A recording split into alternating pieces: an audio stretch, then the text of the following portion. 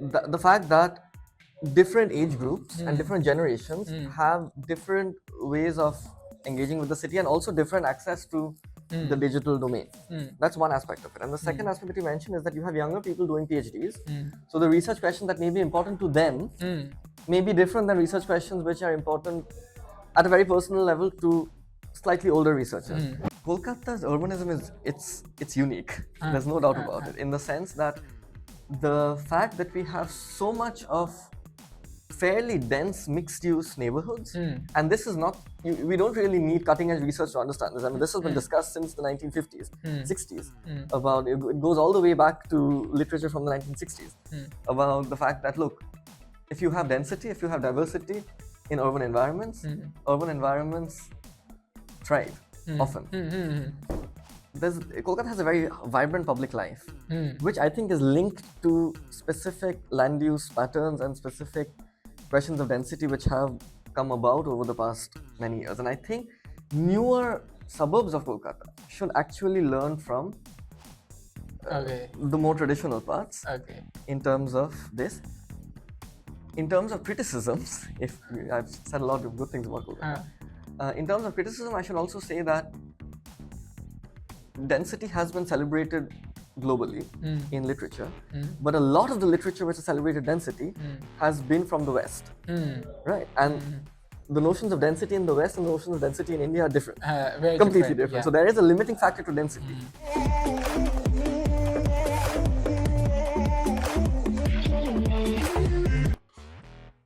So viewers, welcome to DYNT News.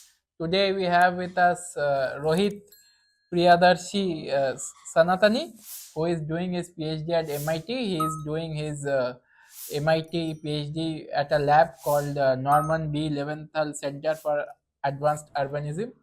He has done his master's in architecture, in design, in urban design, and computer science. And he has architecture background. Yes. And he is dealing in something which is very interesting from a space point of view. He is trying to understand how humans react in certain public spaces.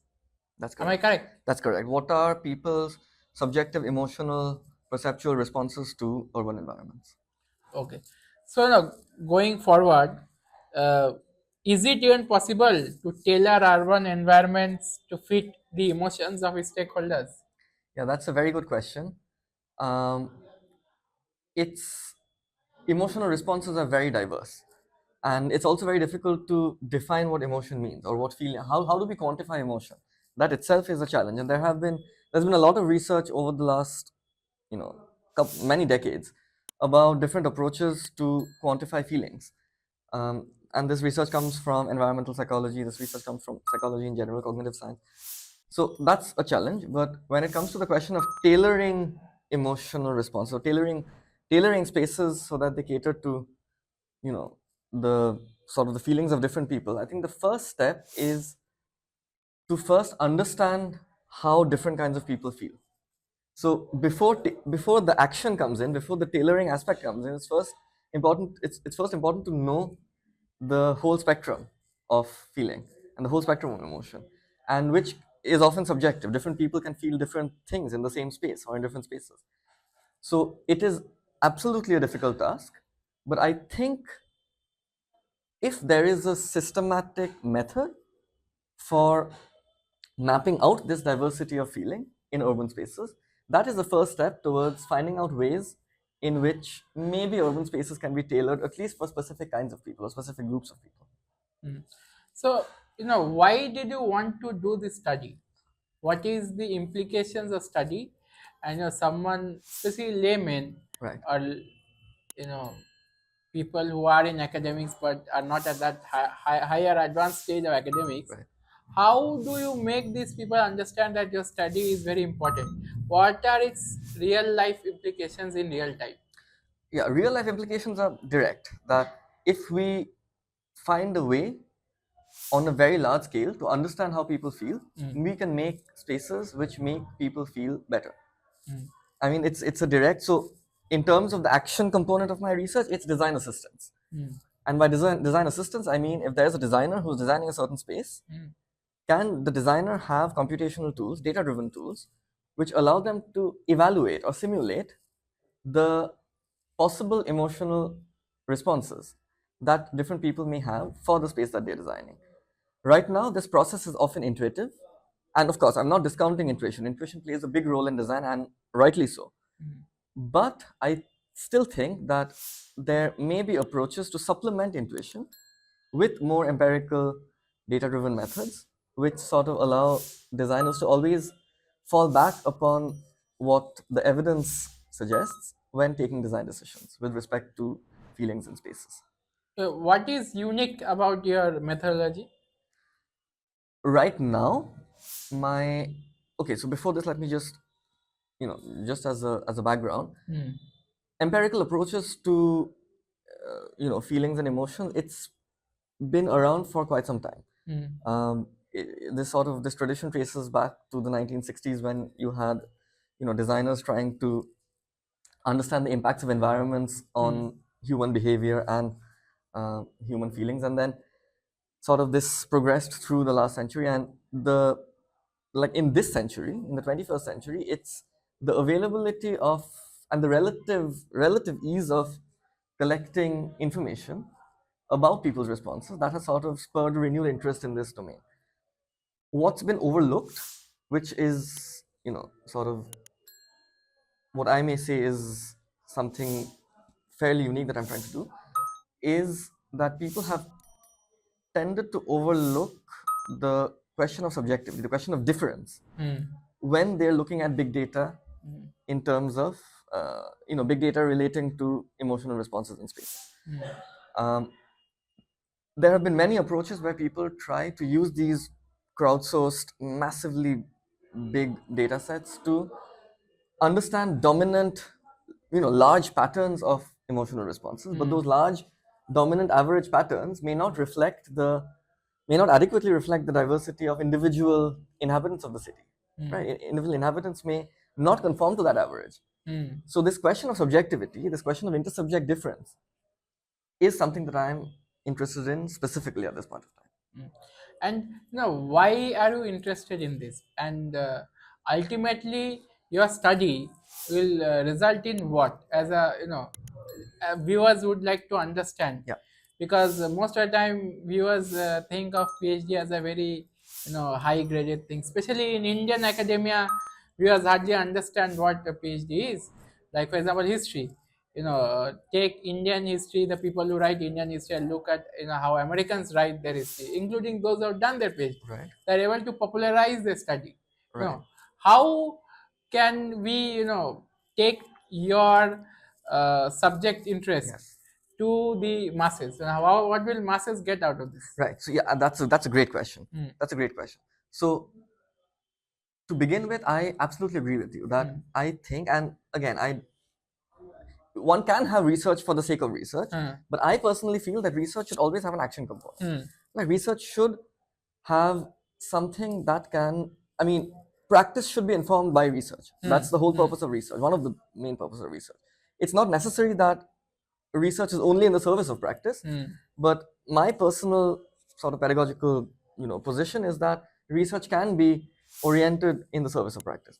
So in terms of how my research can be useful for a larger audience, is again going back to the question of design assistant. I'm planning right now, I'm working on developing software for urban planners and sort of civic officials in the government to empirically evaluate specific planning policy decisions or specific design decisions. Now, planning decisions or design decisions have immediate impacts on urban form. Yes. And urban form, as a result, has immediate impacts on the people who are inhabiting that urban form.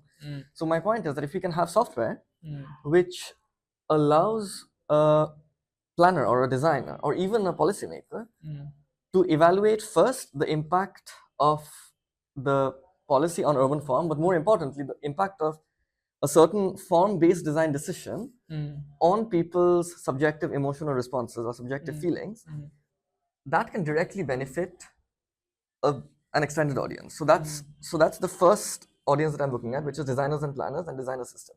And I've already built this prototype. I mean, it's right now a full-fledged software, but I'm soon gonna launch it. It's called Placify. It's essentially a software which allows planners and designers to evaluate these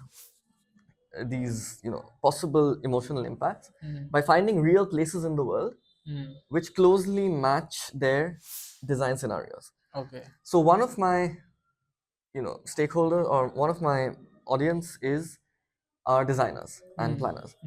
But in terms of the larger audience, the work that I'm doing can also sort of plug into use cases for citizens. For example, to take a small example, today Google Maps gives you the quickest route. It gives you the fastest route. But what if somebody wants the safest route?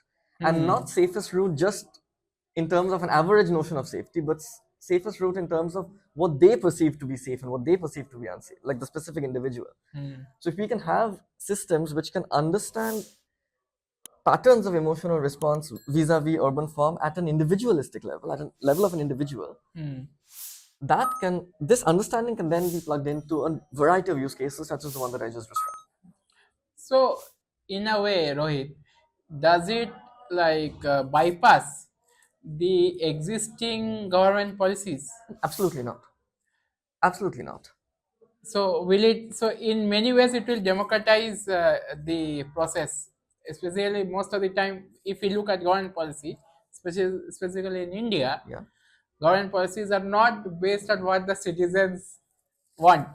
And that's, to be honest, it's not just an Indian phenomenon. I mean, urban planning has, again, there's been a long tradition of participation in planning. And, there's a lot of research that's happening around how can we improve participatory processes in planning. And that's like a complete research domain within planning itself. But there are still gaps.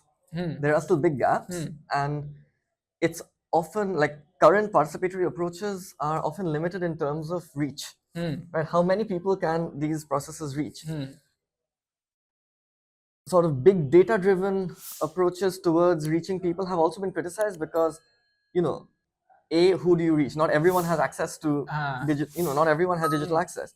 So that also has its problem. So but my point is that if we have a framework, if we have a framework where it is possible to reach a significant number of people and understand their emotional responses and feelings vis-a-vis different kinds of urban spaces at an individual level, that can be very useful for designers and planners. So to go back to your original question, it's not about bypassing any design or planning process or policy making process. I think it's more about supplementing these processes with a layer of empirical validation. Okay. That's where I sort of come in. So basically, say fine tuning the policies. More than fine tuning, it's about always having a way to evaluate a certain design decision against existing data about how people feel in different kinds of spaces and what this kind of design decision may lead to in terms of people feeling certain ways. Yes. So it's an evaluative exercise. So it's like your software is going to, in a way, do a prediction of the future also. Yes, but again, on a very basic level, yes, it will predict. But again, the term prediction often has some negative connotations. It will shift as per what the results are. It will keep what you say, emulating the responses. Absolutely. Yes. So predictive evaluation is broadly the domain within which. Yeah, I understood. So do you think public emotions are going to reflect in your work? They already do. Public emotions. Yes, we are discussing of the individual here, but what about the mass? Yes, absolutely. They already do. So to give you an example, I did a project around 2 years ago. So I was looking at Google Places, right? Like whenever you go to a place, Google asks you just recently visited this place, how did you like it? And people write a lot of things on these platforms, right? And So if you go to a place and you really like it, many people, they tweet or they write a review on Google Places. If you don't like it, you write something bad about that place on Google Places, or different platforms like Twitter or Flickr. I did a project a couple of years ago, around 2 years ago, which was I was looking at around 1,000 urban parks across New York and Boston, and I was systematically analyzing thousands of reviews of these parks at an individual park level, and I was applying some machine learning techniques, natural language processing techniques, to basically analyze the topics which were coming out of parks and mapping them spatially. So basically, this method or this approach allows us to actually have like a sentiment map of parks across cities, Okay. which is reflective of the variety of sort of sentimental responses that people have exhibited in these parks.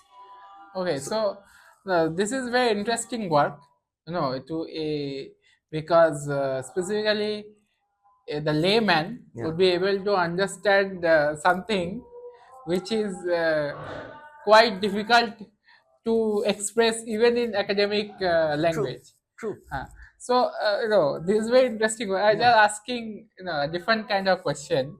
If I can just add one thing to your previous question, the point about the general public understanding stuff which is not always visible, mapping becomes a very important tool Yeah. in that case. Like if you can, and mapping also needs to be done very carefully. There's no doubt about that, because mapping also involves decisions, and those decisions are often very subjective to the researcher. But by and large, mapping can become a very important tool.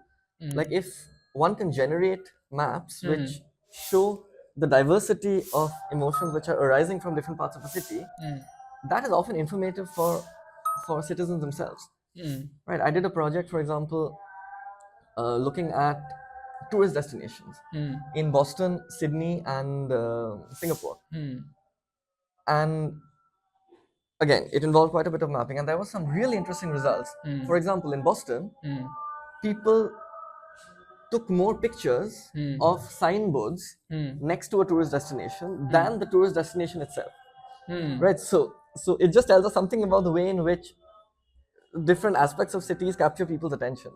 Similarly, in Sydney, most pictures, like a massive cluster of pictures, were exclusively of the Sydney Harbour. Right, so there are ways of empirically analyzing these imageable aspects of cities, and also going beyond that and looking at emotion. Okay, it's a different kind of question.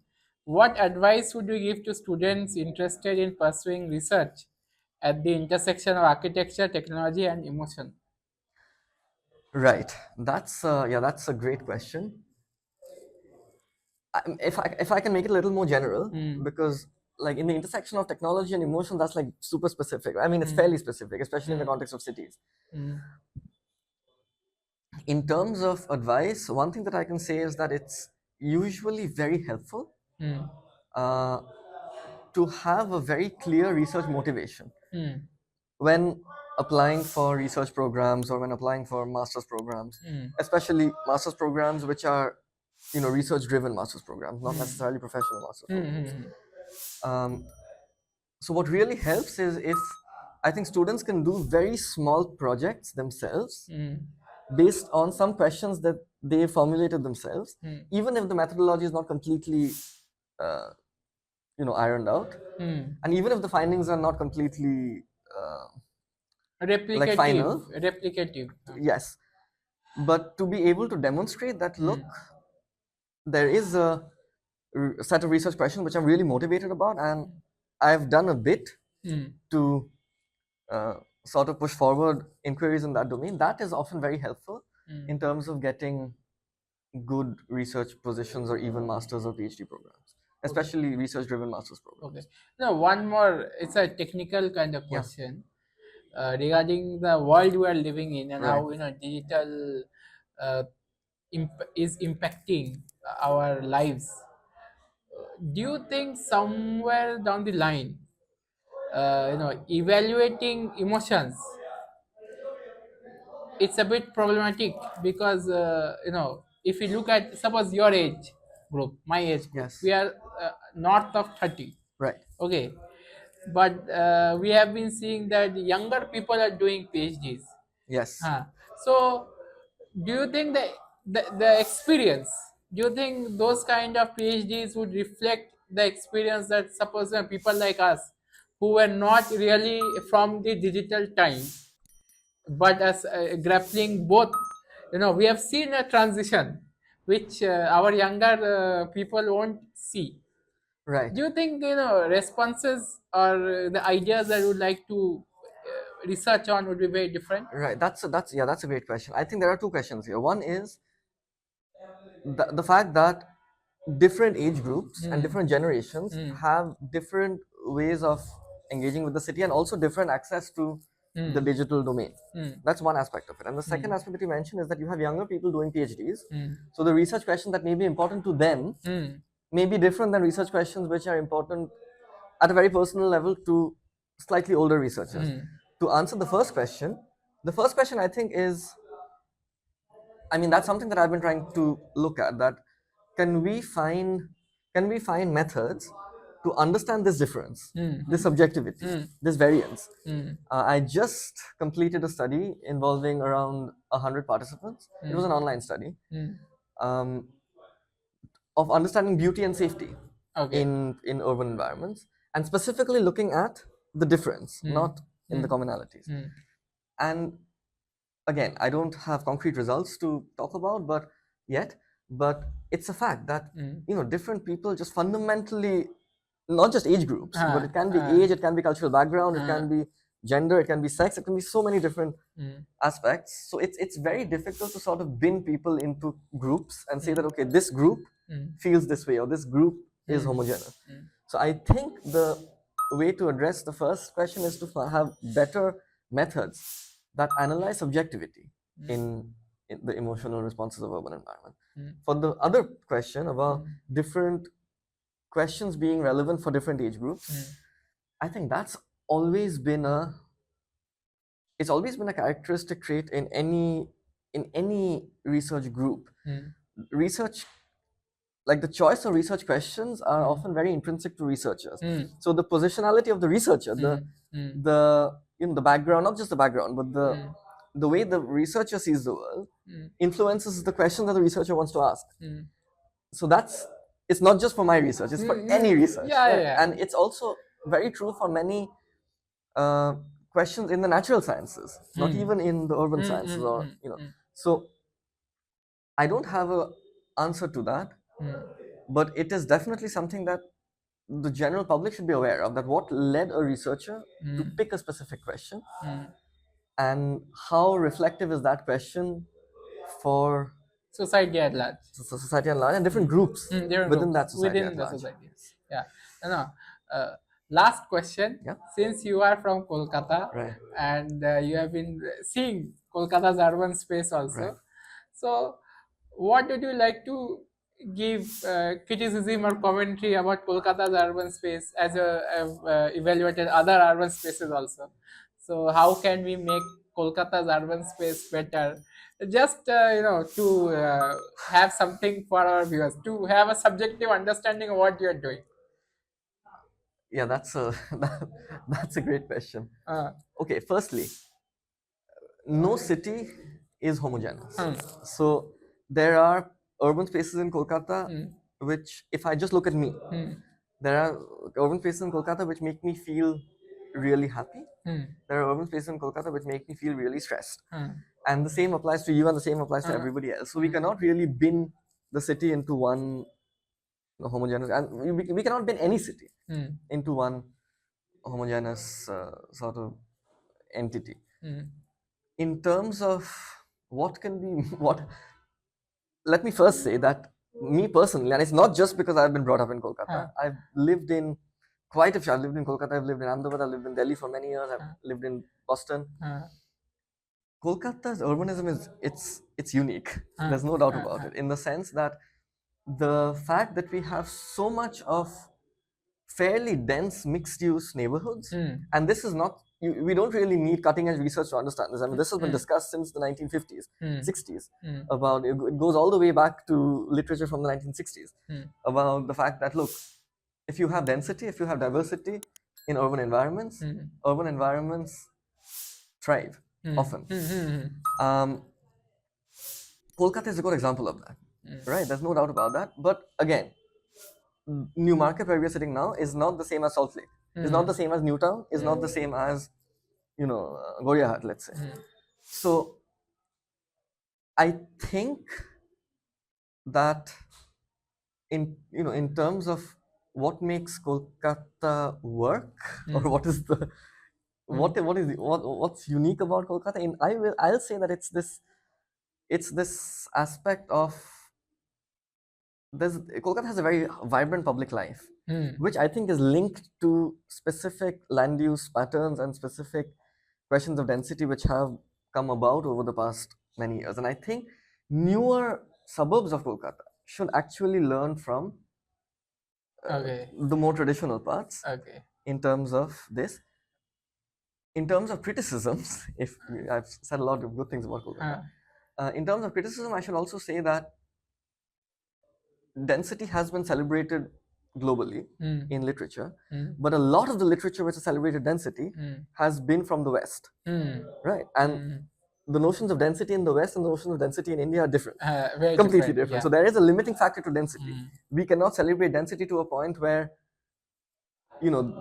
density itself can come to a point where it's no longer working. It's people feel stressed. Yeah, also it's density in India, especially in urban areas, is because of uprooting of people from the villages.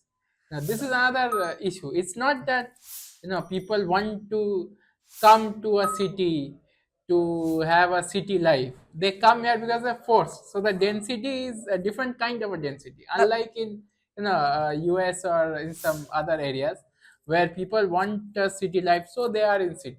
That's true, but if we look at cities historically across the world, it's always, I mean, we cannot generalize every city, but economic opportunity has always been the biggest magnet for people moving into cities, especially after the Industrial Revolution. And and the problems of density we've seen in cities around the world after the Industrial Revolution. Like, we know about post-industrial cities in England, like Manchester, where there was a problem of density.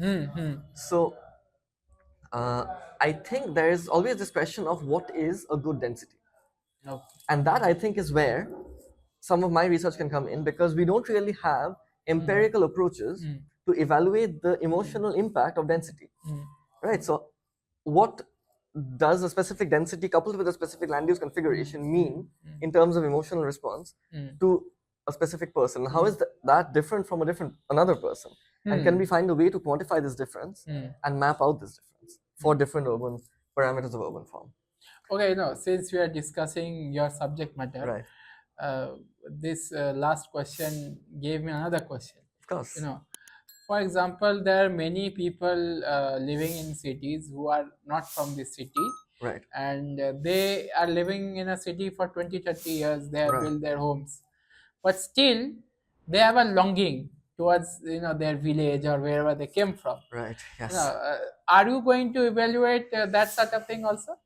Yeah, that's a great question, and that's something that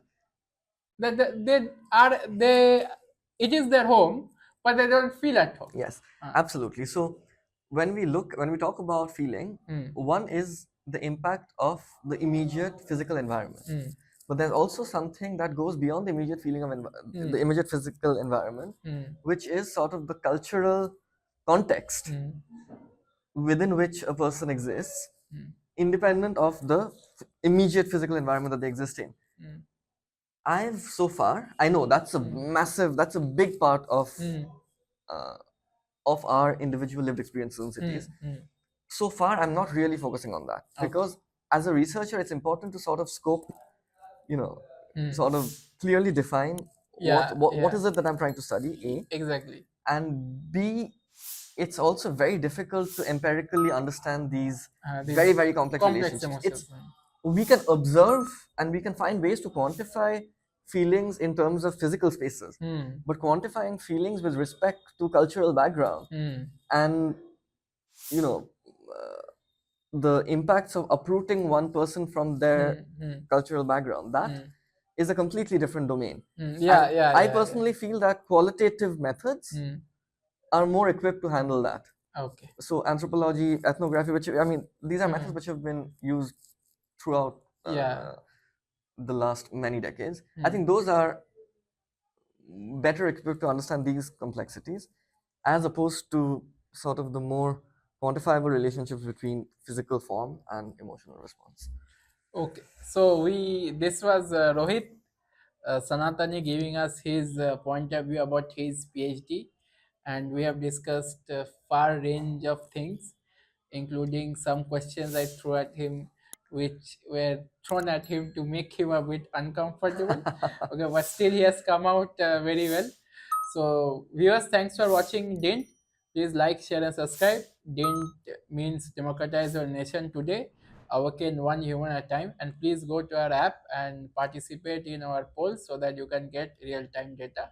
Thanks for watching.